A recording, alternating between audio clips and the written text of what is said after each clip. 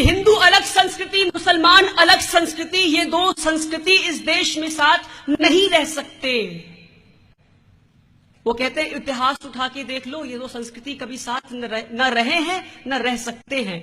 तो मैंने सोचा चलो इतिहास उठा के देखते हैं। तो मैं जब इतिहास उठाता हूं मैं कुछ और ही देखता हूं। मैं देखता हूं कि अंग्रेजों के खिलाफ जो पहली बगावत हुई थी वो किसने की थी मालूम है आपको? वो दो दोस्त थे, एक का नाम था भवानी पाठक, दूसरे का नाम था मजनू शाह फकीर। एक सन्यासी थे तो दूसरे फकीर थे। इन दो दोस्तों ने 50 साल तक अंग्रेजों के खिलाफ बगावत की और ये कहते हैं ना हिंदू साथ रह सकते हैं ना मुसलमान साथ रह सकते हैं। मेरे भाइयों समझो इस बात को कि ये अंग्रेजों की चाल थी। जब इन्होंने देखा कि अगर हिंदू मुस्लिम साथ हो गए तो फिर तो हमारी छुट्टी, तो इन्होंने हिंदू मुसलमान को लड़वा दिया कि तुम लड़ते रहो, हम तुम पे राज करते रहेंगे। और यही मोदी जी आज कर रहे हैं। हिंदू मुसलमान लड़ते रहो और हम अपनी रोटी सेकते रहेंगे। मेरे भाइयों, अंग्रेजों ने भगत सिंह को भी बहकाने की बहुत कोशिश की। भगत सिंह थे पर वो, आज मुझसे कोई पूछता है कि आप में इतना जोश कहां से आता है, मैं 3 लोगों का नाम लेता हूं, भगत सिंह, अशफाकुल्ला खान और चंद्रशेखर आजाद। अशफाकुल्ला खान को जब फांसी की सजा सुना दी गई तो उनसे पूछा गया कुछ तुम्हारी आखिरी ख्वाहिश है? तो मालूम अशफाकुल्ला खान क्या कहते हैं? कहते कुछ आरजू तो नहीं, बस आरजू ये है कि कोई रख दे खाके वतन कफन में। आपको फांसी की सजा सुनाई गई, आप कहते हैं कोई रख दे खाके वतन कफन में। मेरे भाइयों, कहां है वो जोश आज के नौजवानों में? कहां है वो जुनून आज के नौजवानों में? हम क्यों खौफनाक हो गए हैं? क्या भूल गए आपने क्या टीपू सुल्तान ने कहा था कि 100 साल तुम गीदड़ की जिंदगी गुजारो, उससे बेहतर है कि एक दिन शेर की जिंदगी गुजार के मर जाओ तुम।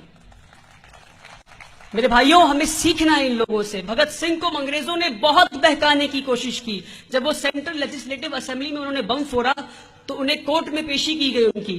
तो जज ने कहा, अंग्रेज जज ने कहा कि ए भगत, हमने तो तुम पे सिर्फ 150 साल रूल किया है, राज किया है, इन मुगलों ने तो तुम पे 800 साल राज किया है, तुम इन पे क्यों नहीं बम फोड़ते, हम पे क्यों बम फोड़ते हो? तो भगत सिंह मालूम क्या जवाब देते? कहते जज साहब कैसी बात कर रहे हैं आप? इन मुगलों ने, इन पठानों ने हम पे ऐसा राज किया कि इस देश को सोने की चिड़िया बना दी, और ऐसे सोने की चिड़िया जिसकी चहक ने आपको मजबूर कर दिया कि आप 7 समुंदर पार करके यहां आए। वो भगत सिंह थे, मिसाल थे वो सेक्युलरिज्म के। हम कैसे भुला सकते हैं रानी लक्ष्मीबाई को? जब उनको उनके किले से निकाल दिया गया तो वापस किला पहुंचती हैं अपने फौज को लेकर। और रानी लक्ष्मीबाई एक हिंदू, उनके फौज को आगे कौन लीड कर रहा था मालूम आपको? मीर बख्शी सली, एक मुसलमान। तो रानी लक्ष्मीबाई जब पहुंचती है अपने किले पे तो मीर बख्शी सली से कहती है अपने कमांडर इन चीफ से कि मीर बख्शी सली, दरवाजा तुम्हारे सामने है, तोप तुम्हारे पास है, तुम दरवाजे को क्यों नहीं तोड़ते? तो मीर बख्शी सली अपने नजरों को झुकाकर कहते हैं, रानी, दरवाजे की एक तरफ मस्जिद है तो दूसरी तरफ मंदिर है, अगर दरवाजे को तोड़ेंगे तो किसी एक को तोड़ना होगा। रानी बेझिझक कहती है तुम मंदिर को तोड़ दो। मीर बख्शी सली की आंखों में आंसू आ जाता है और पलट के मुसलमानों की फौज से कहते हैं, मुसलमानों की फौज, तुम्हारी रानी ने तुम्हारी मस्जिद को बचाने के लिए अपनी मंदिर को तुड़वा दिया। आओ हम और तुम अहद करते हैं कि जब तक हमारे सांसों में सांस है, जब तक हमारे रगों में खून का आखिरी कतरा बाकी है, हम अपनी रानी की रक्षा करेंगे। ये थी मिसाल सेक्युलरिज्म की। हम कैसे भुला सकते हैं उन दो दोस्तों की दोस्ती को, बाबा रामचरण दास और मौलवी आमिर अली। एक थे ब्राह्मण तो दूसरे मौलाना। इन दोनों ने अंग्रेजों के खिलाफ बगावत की तो अंग्रेजों ने सोचा इन्हें कैसी सजा दी जाए कि आने वाली नस्लें याद रखे कि हिंदू मुसलमान कभी साथ ना हो। तो उन्हें एक ही पेड़ पे एक ही फांसी के फंदे से लटका दिया, यानी फांसी का फंदा एक और गर्दन 2। और मालूम आपको वो पेड़ कहां है आज? अयोध्या में। उस अयोध्या में जिसके एक छोटी सी जमीन के टुकड़े के लिए हिंदू मुस्लिम एक दूसरे को काट रहे हैं आज, उसी अयोध्या में 2 दोस्त थे। कैसे भूल सकते हैं उन्हें? हम कैसे भूल सकते हैं मुनीर बेग को और हुकुमचंद जैन को, एक मुसलमान तो दूसरे चैन। इन्होंने भी अंग्रेजों के खिलाफ बगावत की। तो हुकुमचंद जैन को उनके इच्छा के खिलाफ उन्हें जिंदा कब्र में दफन कर दिया गया और मुनीर बेग को जिंदा चिता पे जला दिया गया।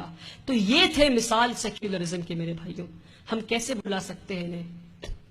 हम कैसे भुला सकते हैं कि महाराणा प्रताप के कमांडर इन चीफ का नाम था हाकिम खान और मान सिंह के कमांडर इन चीफ और अकबर के कमांडर इन चीफ का नाम था मान सिंह। हम कैसे भुला सकते हैं कि टीपू सुल्तान, जिसे ये एंटी नेशनल कह रहे हैं, उनके कमांडर इन चीफ का नाम था रंगा, जो एक हिंदू थे। हम कैसे भुला सकते हैं कि शिवाजी छत्रपति, उनके कमांडर इन चीफ का नाम था इब्राहिम खान। हम कैसे भुला सकते हैं कि नाना साहेब पेशवा के कमांडर इन चीफ का नाम था अजीमुल्लाह खान। मेरे भाइयों, आज लोग बड़े खौफजदा हो गए हैं कि हमारे इतिहास को बदला जा रहा है। तो मैं कहता हूं, अगर ये लोग इतिहास को बदलते हैं तो बदलने दो। आओ हम और आप मिलकर इस देश के मुस्तकबिल को बदलते हैं। मेरे भाइयों, हम आजाद के उस नारे को कैसे भुला सकते हैं जो 1923 में उन्होंने कांग्रेस के मीटिंग में एक स्पीच दिया था। मौलाना आजाद ने कहा था, अगर खुदा का कोई फरिश्ता कुतुब मीनार पे आ जाए और मुझे बोले, ए आजाद, तुम्हें स्वराज आजादी कल मिल जाएगी अगर तुम हिंदू मुस्लिम एकता की बात करना छोड़ दोगे। तो मौलाना आजाद ने कहा कि अगर खुदा का फरिश्ता मुझसे ये कहे कि तुम्हें स्वराज आजादी कल मिल जाएगी अगर तुम हिंदू मुस्लिम एकता की बात करना छोड़ दोगे, तो मैं आजादी को ठुकरा दूंगा मगर हिंदू मुस्लिम एकता की बात करना नहीं छोड़ूंगा। मेरे भाइयों, अब सवाल ये उठता है कि हम और आप अपने सेक्युलरिज्म को कैसे बचाएं। मेरे भाइयों, अंधेरे को सिर्फ उजाला ही काट सकता है। मानते इस बात को आप? भूख को सिर्फ खाना ही काट सकता है और प्यास को सिर्फ पानी ही काट सकता है। तो नफरत को क्या काट सकता है, बोलेंगे आप? नफरत को क्या काट सकता है? प्यार। तो अपने दिलों में झांक के देखें, क्या क्या हमारे दिलों में प्यार है। मैं अपने एग्जाम्पल दे रहा हूं आपको। जब मैं वीडियोस बनाना शुरू किया तो सोशल मीडिया पे मुझे हर रात गालियां लिख कर आती, माँ की गालियां, बहन की गालियां, मेरे अब्बा जान को देखकर भेज रहे हैं। तो इस सिचुएशन में हम कैसे रिएक्ट करें? नफरत की माहौल में हम प्यार का माहौल कैसे घोलें, ये हमें सीखना है। एक इंसान मुझे मैसेज करता है रात को 12 बजे, मेरी माँ को गाली देता है, मेरी बहन को गाली देता है। तो जब मेरी माँ को गाली देता है, मैं कहता हूं ठीक है, आपकी माँ को मैं सलाम पेश करता हूं। मेरी बहन को गाली देता है, मैं कहता हूं आपकी बहन को मैं सलाम पेश करता हूं। कहता है कैसा बंदा ये, मैं गाली दे रहा हूं तुम सलाम पेश करते हो। मैं, कोई नहीं, आप आइए, आप गाली क्यों दे रहे मुझे बताइए। तो मुझे गाली देता है, बोलता है तुम मोदी जी के खिलाफ क्यों बोलते हो। तो मैंने बोला भाई अपना हमारा नंबर लो, फोन पे बात करो। फोन पे कॉल करते ही गाली शुरू हो गई उसने देना।